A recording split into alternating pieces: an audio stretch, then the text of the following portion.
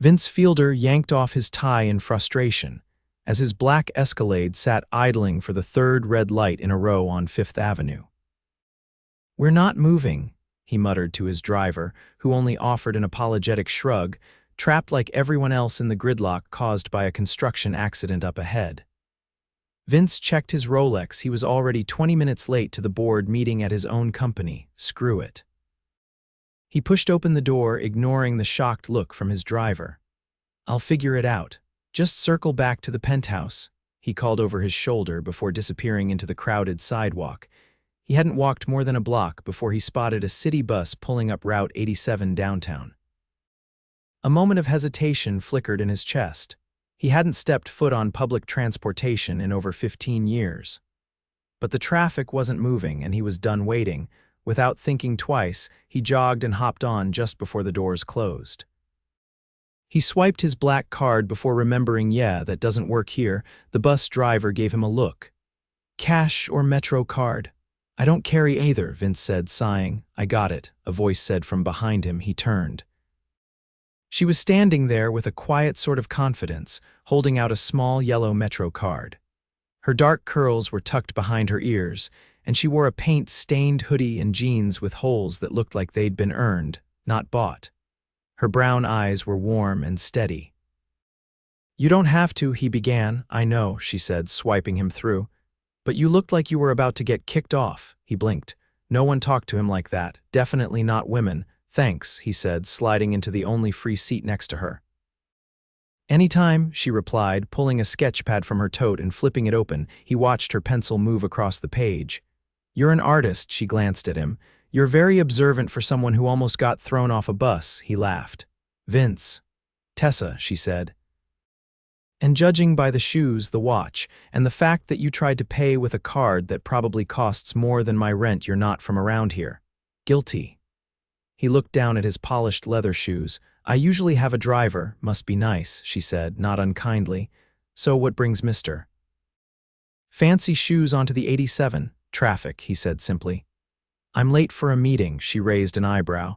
"Big one, my board's waiting." Her eyes widened slightly. "You're the CEO, founder, actually." Tessa let out a low whistle. "This is definitely the weirdest bus ride I've had," he grinned. "You just paid fare for a billionaire." She froze. "Wait, billionaire? You're not kidding?" "Nope." She looked at him like she was recalculating everything. "And you're sitting on a public bus."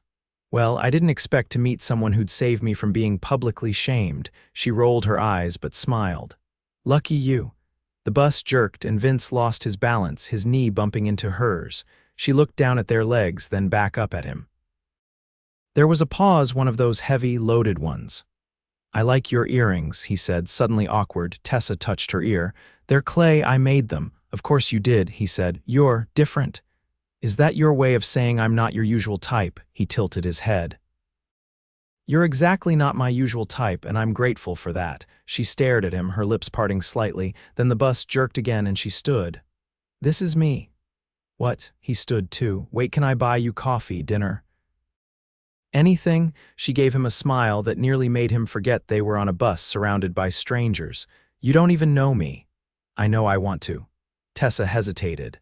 Then she pulled a mechanical pencil from her sketchbook and scribbled something on the corner of a page. She ripped it out and handed it to him. "Tonight," she said. 7, Café De Luca, and don't be late, no traffic excuses." Then she was gone. Vince stared at the number and address, a grin spreading across his face. The bus doors closed. He was still on it. And for the first time in a long time, he didn't care where it was going. At exactly 6:58, Vince stepped into Café De Luca in a navy suit, no tie, with a single white orchid in hand. He stood out instantly. The place was cozy, filled with mismatched chairs and fairy lights, and smelled like cinnamon and strong espresso. Tessa was already there, sitting at a corner table in a black sundress and boots, sipping tea. "You're early," she said, eyes glinting. "I didn't want to risk losing you to a barista with better timing." "Smart move." He handed her the orchid. "It reminded me of you." She took it carefully. "Because it's pretty and delicate?" "No," he said. "Because it's rare." Her cheeks turned pink, but she didn't look away. "You're really doing this, huh?" I've had women throw themselves at me for less, but you made me pay attention before you even knew who I was. You didn't care, that's rare. Tessa leaned back, watching him.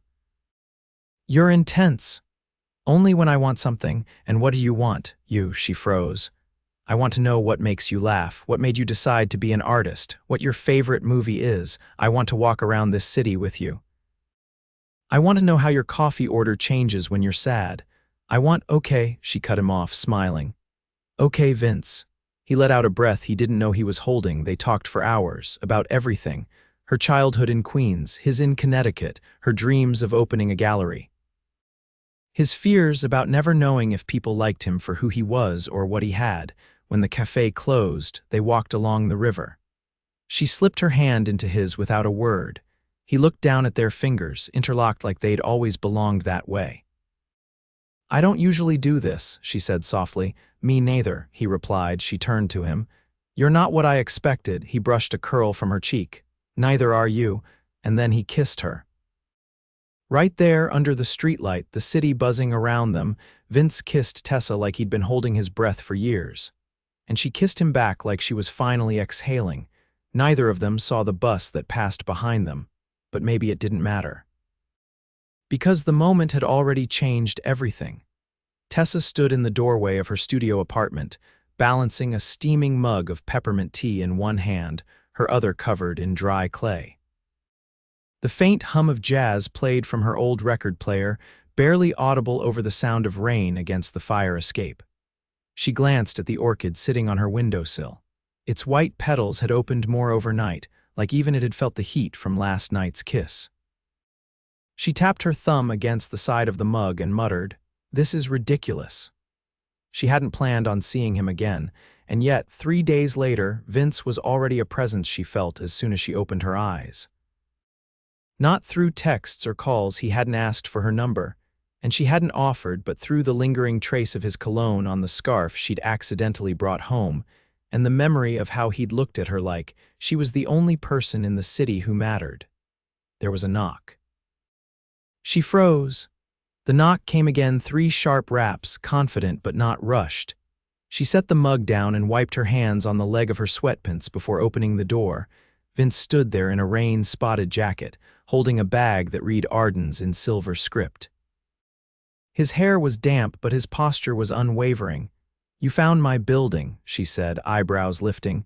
You left your scarf, he said, holding out the folded fabric, and I wanted to see you again. She took it slowly, brushing his fingers. You walked here? There's no traffic in the rain, he said. Besides, I needed the air. You brought a bag. It's for you. He held it out. Don't worry, it's not jewelry or anything weird. She opened it and pulled out a pair of black ankle boots made of buttery soft leather, not flashy. Not branded, just her.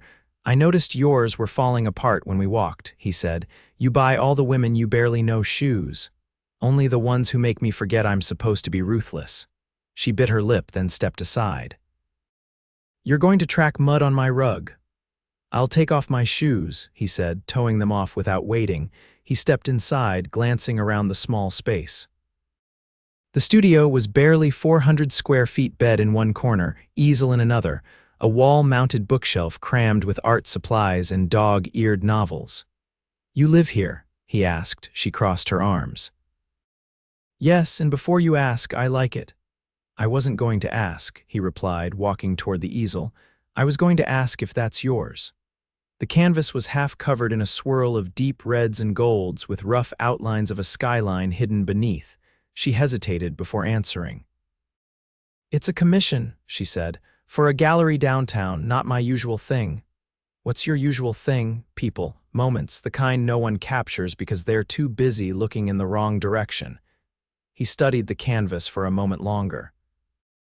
This one looks like it's holding its breath, she blinked. How do you see that? I don't know, he said, turning to her, but it feels like it's waiting for something. She swallowed and stepped toward the kitchen. Do you want tea? I'd rather take you somewhere. It's pouring. I have a car waiting downstairs now. I didn't want to show up in it. Figured you'd slam the door if I did. She raised an eyebrow. So you're manipulating me through modest entrances now. I'm improvising, he said.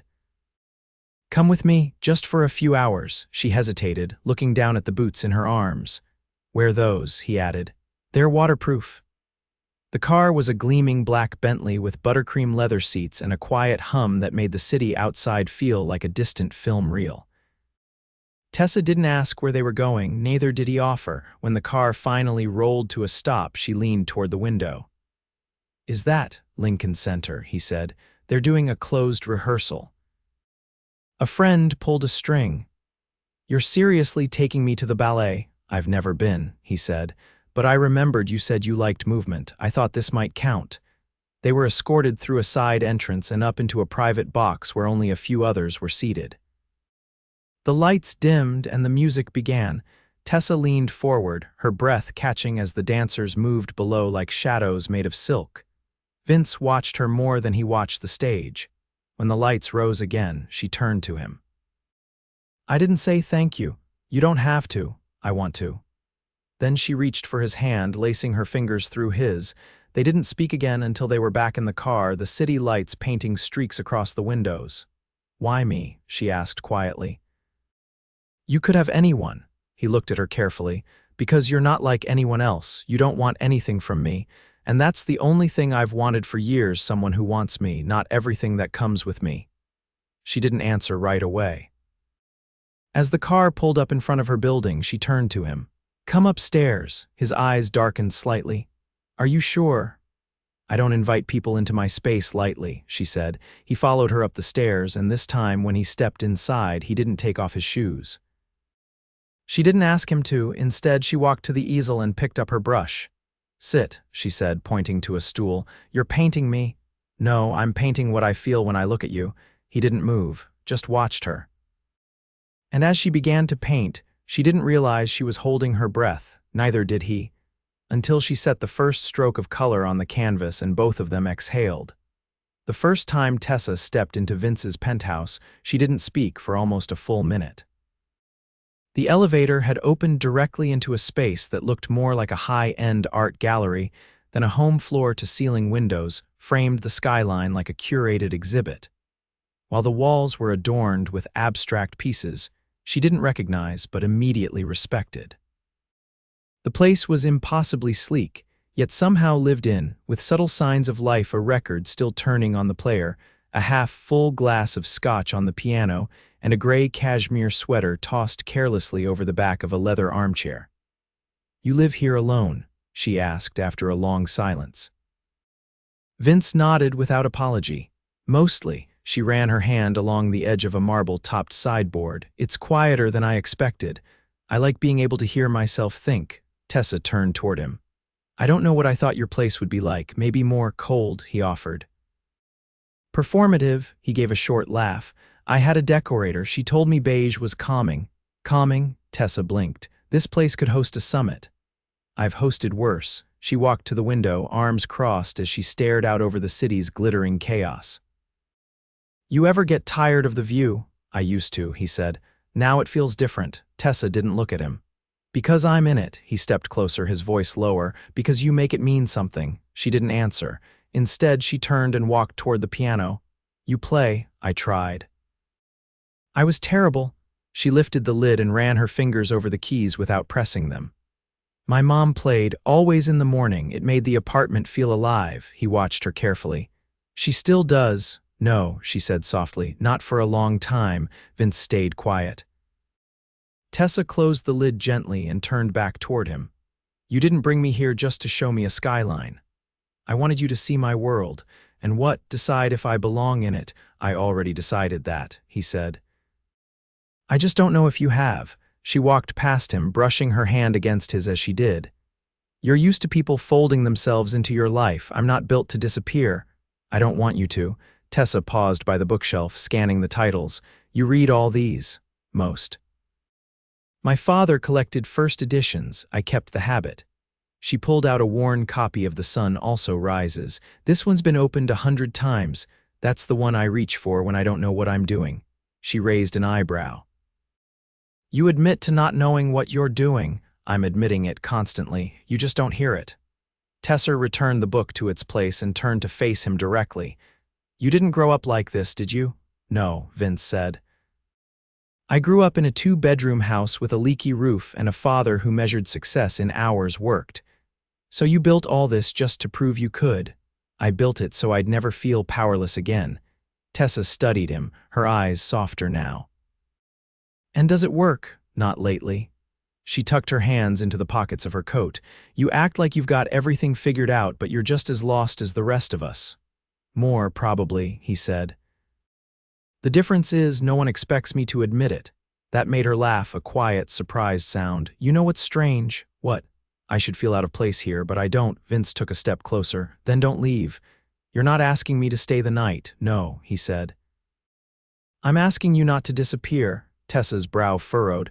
I don't vanish, Vince. I retreat when things stop making sense. Then help me make sense of this. She hesitated, then reached into her bag and pulled out a folded piece of paper. When she handed it to him, her hands were steady. He opened it. It was a sketch, a rough, expressive image of the two of them on the bus, compressed into a single moment. His head turned toward her, hers tilted slightly, pencil in hand. The detail was unmistakable, the moment he'd first realized she wasn't like anyone he'd ever met. I drew it the night after, she said. Didn't know if I'd ever give it to you. Vince looked up. Why now? Because that moment changed everything, and if you're not going to run from it, then neither will I. He reached for her hand. I don't run from things that matter. She let him hold it. Then stop hiding behind gestures and penthouses and talk to me. Tell me what you're actually afraid of. I'm afraid of wanting something I can't control, he said quietly. And you're that. You make me want things I can't predict. Good, she whispered. Because I don't want to be another safe investment. Vince drew her closer, his expression unreadable until she was close enough to feel the heat of him.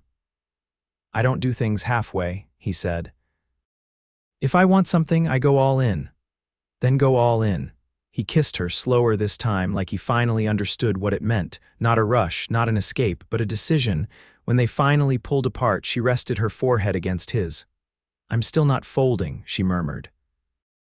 I wouldn't want you to, he said. That's the point. She stepped back, her eyes never leaving his. You're not going to scare me off with wealth, but you could lose me with distance. Don't shut me out. I won't, he said. Not again. She nodded once. Okay. Vince watched her leave that night, her sketch still in his hand. He didn't stop her. He didn't need to. Because for the first time in years, he wasn't chasing power or dominance or the next win. He was chasing something real, and she'd just given him permission to run toward it. The first time Vince brought Tessa to a formal event, it wasn't a gala or a benefit. It was the annual Fielder Foundation dinner, a room full of polished business titans, political influencers, and old-money socialites, all gathered under the gilded ceiling of the Met Grand Ballroom. The guest list was curated down to the last seat. The press was discreet but ever-present. And of all the things Vince had done that month, signing a multi-million-dollar acquisition, finalizing a tech merger with a German firm, walking into that ballroom with Tessa on his arm, had been the only thing that made his palms feel damp. She didn't look nervous. In a long, slate-gray silk gown borrowed from a designer friend she'd met at a street art show, Tessa walked beside him with her chin lifted and her expression unreadable. Her hair was pinned up with a few deliberate strands left loose, and the only jewelry she wore was a thin silver ring on her left hand, twisted from wire she'd made herself. You don't have to stay long, Vince murmured as they approached the first wave of handshakes and air kisses. I didn't come for the wine, she replied. I want to see your world when it's at its most theatrical. He dipped his head slightly. Brace yourself. The first hour was a blur of introductions. Vince kept one hand gently at the small of her back, grounding himself as much as her. Tessa shook hands, answered polite questions, and redirected invasive ones with practiced ease. When a venture capitalist's wife asked what gallery she worked out of, Tessa smiled and said, mostly rooftops and fire escapes, without a trace of irony. At one point, Vince leaned down and whispered, You're terrifying them. I thought you liked bold moves, she said, already turning toward the next guest. It wasn't until they reached the table near the stage centered under the chandelier that she asked, Who's that? Vince followed her gaze. A man in his 60s, wearing a dark navy suit that didn't quite sit right on his shoulders, was speaking with one of the event organizers. His hair was thinning and his hands moved with practiced restraint. "My father," Vince said quietly. Tessa didn't turn away. "You never mentioned he was still part of the foundation." "He isn't. He shows up once a year to remind everyone he started it." "Have you spoken to him yet?" "Not in 5 months." She glanced at him. "Do you want to?" "I don't know." He felt her fingers brush his under the table. "Then maybe tonight's the night to find out." Later, while the speeches began and the room dimmed under soft golden light, Vince stood and approached the man who had never once stepped foot in the penthouse he'd built. The man who'd taught him to work like survival depended on it, because for a long time it had. "Dad," Vince said lowly. His father looked up, clearly surprised. "Didn't expect to see you first." Vince nodded once. "I brought someone I saw." "She's not what I imagined. She's better." His father's mouth twitched, not quite into a smile. "You used to think love was a distraction." "I still think that," Vince said, "but I'm not interested in living a life that feels empty just because it looks full." The older man studied him. "You've changed." "I had to." They stood in silence as applause rippled through the room from some speech neither of them had listened to. "I'm glad you came," his father said eventually. "I didn't come for you," Vince replied. "But I'm glad I saw you." When he returned to the table, Tessa didn't ask what they'd said. Instead, she passed him his champagne and whispered, "I think I'm starting to get it." "What?" "The way you move through this world. You're sharp because you've had to be." "But you're not cold." He looked at her. "I used to be. You're not anymore." After the dinner, Vince didn't take her home. He took her to a rooftop 5 blocks away where his team had arranged a surprise, an idea he'd whispered into motion days earlier. The rooftop was empty except for a low table set with candles, a bottle of the wine she said she'd never afford, and a canvas-covered easel at the edge. The city glowed around them like it had been choreographed. Tessa didn't speak until they stepped fully into the space. "What is this?" "I wanted you to see something." He walked to the canvas and pulled off the cover, her sketch, the one of them on the bus, enlarged, printed on linen but untouched, still hers. "I bought the rights," he said, "from you, quietly. Through someone you didn't know was connected to me." She turned slowly. "Why?" "Because that moment changed everything, and I wanted the world to know it existed." "You think the world cares about a sketch on a bus?" "I care," Vince said. "So that's enough." She stepped toward him, her heels silent on the concrete. "I don't need you to buy my art." "I didn't buy it to own it," he said. "I bought it so it could be seen. It's being featured in the central lobby of the Fielder Foundation headquarters starting next week." She blinked. "You're putting that in your building." "I'm not putting it anywhere," he said. "You are. I want you to curate a full exhibit, urban moments, real people, your lens." Tessa's breath caught. "You're offering me a gallery." "I'm offering you a platform. The rest is yours." She stared at him, visibly trying to process everything. "You're serious." "Always." Then, without another word, she launched into him, arms around his neck, mouth pressed to his like she'd been holding the kiss back for hours. He caught her easily, one hand at her waist, the other cradling the back of her head. When they finally broke apart, she whispered against his cheek, "You didn't need to do all this." "I didn't do it to win you," he said. "I did it because I already had you. And I needed the rest of the world to catch up." Later, back at her apartment, her real home, not the penthouse, Vince lay on her floor, staring at the ceiling as she painted beside him in silence. "You know," she said finally, "if someone had told me I'd fall for a man who couldn't figure out how to pay for a bus ride, I'd have laughed in their face. If someone told me I'd fall in love on public transportation, I'd have fired them." She smiled without looking at him. "But here we are, here we are." She turned to him, brush hovering over the canvas. "You're not going to wake up one day and decide this is too messy."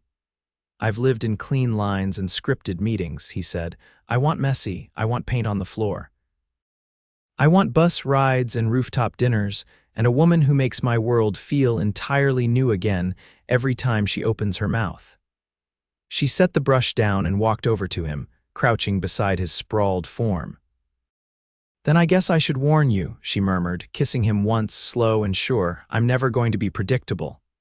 "Good," he said, pulling her down beside him. Because I didn't fall in love with predictable, and neither of them ever did. Because when a billionaire boarded a bus to escape traffic, he wasn't expecting to meet the woman who'd reroute his entire life. But that's exactly what she did. And he never took another ride without her again. Tessa stood on the edge of the gallery space, arms crossed over her chest, fingers dusted with charcoal from hours of adjustments. The exhibit was nearly complete, her name etched in subtle silver on the wall, the lights calibrated to highlight each of the 15 pieces she'd chosen, and the final placard hung beside the entrance. Unseen, the city between heartbeats. It was hers, all of it, and yet her chest felt tight. She wasn't nervous about the art, she wasn't even nervous about the critics. What twisted in her stomach was the knowledge that Vince hadn't yet seen the final installation. She'd insisted on curating it alone, wanted to be sure it was hers before it became anything connected to him. He'd respected that, but today was the soft preview for friends and foundation partners, and he was coming. A low hum buzzed from the entrance. She turned just as Vince stepped in, alone, wearing a dark gray suit with an open white collar, hands tucked in his pockets. He didn't immediately scan the room or acknowledge anyone else. His eyes found her instantly. "You really did it," he said when he reached her. "I needed to see if I could stand on my own 2 feet," she replied. "You didn't just stand, you built something?" She looked up at him. "You sure you're okay with your name not being anywhere on the walls?" "I'm sure," he said. "I didn't fall in love with someone who needed my name to shine. I fell in love with someone who never belonged in anyone's shadow." Her throat tightened, but she nodded and turned toward the first canvas. "I added one last piece. It's not in the program." "Which one?" She led him to the far corner where a single canvas stood apart, lit softly. It was different, less structured than the others, more abstract. A silhouette of a man walking through a storm, his hand stretched back, holding the hand of a woman whose face was turned toward the sky. The lines were rough, wind sweeping across the canvas in streaks of deep blue and gold. Vince stared at it for a long moment. "Is that us?" "It's the moment I chose to stay," she said. "Not because I had to, because I wanted to." He turned to her slowly. "You captured it. It's not for sale," she added. "It's yours." He reached for her hand, linking their fingers. "Then I want to hang it in the penthouse." "Right above the piano." She squeezed his hand. "Only if you promise not to replace it with some beige monstrosity." "I promise." They walked through the rest of the gallery together, greeting guests, answering questions, but always returning to each other in the spaces between conversations. There was no tension, no performance, just the quiet assurance of 2 people finally walking at the same pace. That night, after the last guest left and the gallery lights dimmed, Vince took her to a place she hadn't seen before. He guided her through a quiet corridor in the Fielder Foundation headquarters to a private terrace on the top floor. It was open to the sky, with ivy climbing the walls and a long wooden bench built into the stone edge. "I had this built 2 years ago," he said.